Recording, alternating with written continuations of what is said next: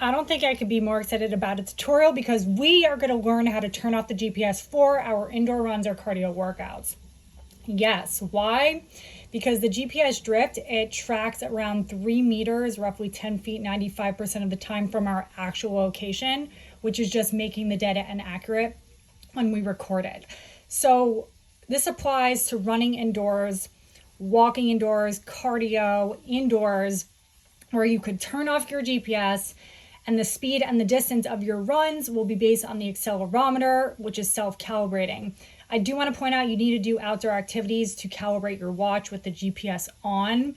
I would recommend roughly like 60 minutes for the duration of the activity, even if that is walking, at least for a week, just to have some data to mix it with your indoor running.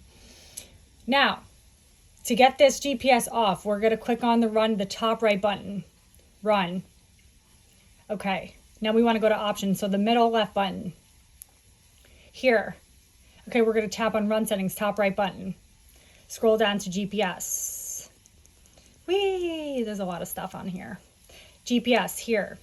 These are a lot of different features and functionalities I will share in a later tutorial, but we want to turn the GPS off, so we're going to click the top left button here.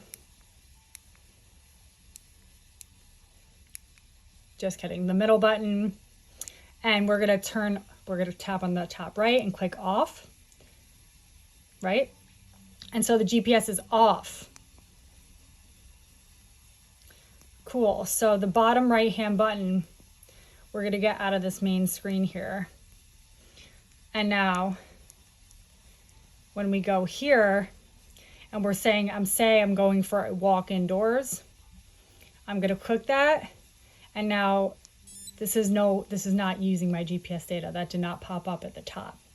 I could stop it, start it, and if I want to turn my GPS back on, I just do the same thing and turn it back on.